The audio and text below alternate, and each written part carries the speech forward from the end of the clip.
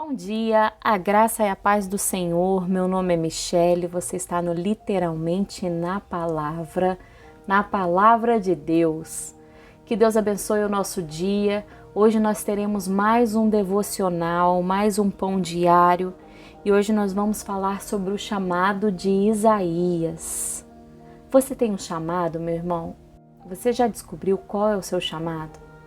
E o que você precisa para cumprir o seu chamado de Deus aqui na Terra? Então nós iremos descobrir junto hoje, lendo Isaías capítulo 6, do versículo 1 ao 13. Mas antes eu vou te pedir, se você gosta de conteúdos assim, começar o seu dia já buscando ao Senhor, buscando a Deus para a sua vida, para o seu dia ser um dia abençoado, vem aqui, se inscreve, aciona o sininho, porque todos os dias nós temos uma meditação da Palavra de Deus antes de começar os nossos dias. A Palavra de Deus em Isaías capítulo 6, versículo 1 até o 13 diz assim: O chamado de Isaías. No ano em que o rei Uzias morreu, eu vi o Senhor assentado no trono alto e exaltado, e a aba de sua veste enchia o templo.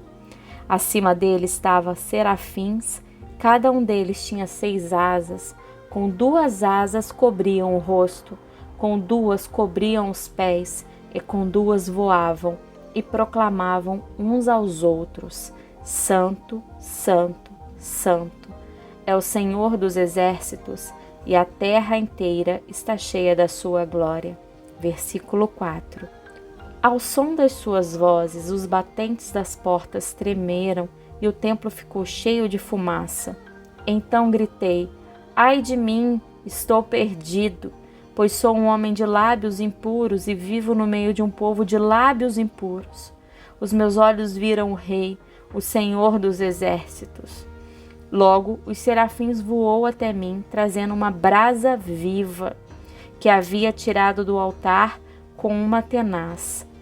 Com ela tocou a minha boca e disse: Veja, isso tocou seus lábios, por isso a sua culpa será removida e o seu pecado será perdoado. Então ouvi a voz do Senhor proclamando: Quem enviarei? Quem irá por nós? E eu respondi: Eis-me aqui, envia-me. Ele disse: Vá e diga a este povo: Estejam sempre ouvindo, mas nunca entendam. Estejam sempre vendo e jamais percebam. Torne insensível o coração desse povo. Torne surdos os seus ouvidos e feche seus olhos. Que eles não vejam com os olhos, não ouçam com os ouvidos e não entendam com o coração, para que não se convertam e sejam curados. Versículo 11. Então eu perguntei: Até quando, Senhor? E ele respondeu: Até que as cidades estejam em ruínas e sem habitantes, até que as casas fiquem abandonadas e os campos estejam totalmente devastados, até que o Senhor tenha enviado todos para longe e a terra esteja totalmente desolada. Versículo 13. E ainda que 1/10 fique no país, esses também serão destruídos. Mas assim como o terebinto e o carvalho deixam o tronco quando são derrubados, assim a santa semente será o seu tronco. Amém. Essa passagem aqui, meus irmãos, fala sobre o chamado de Isaías. O chamado dele fica em foco realmente a partir do capítulo 6. Aqui Isaías tem uma visão de Deus em sua glória. E a partir desse capítulo, no capítulo 6, nós temos a revelação do início do seu ministério. Quando Deus diz: Quem enviarei? Quem irá por nós? Ele não direciona essa pergunta a Isaías, mas Isaías se prontifica a ir.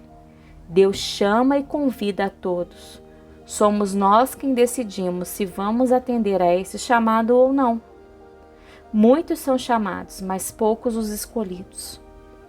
Quando ouvimos e aceitamos o chamado de Deus, nossos desejos pessoais e personalidade não estão em questão nesse momento.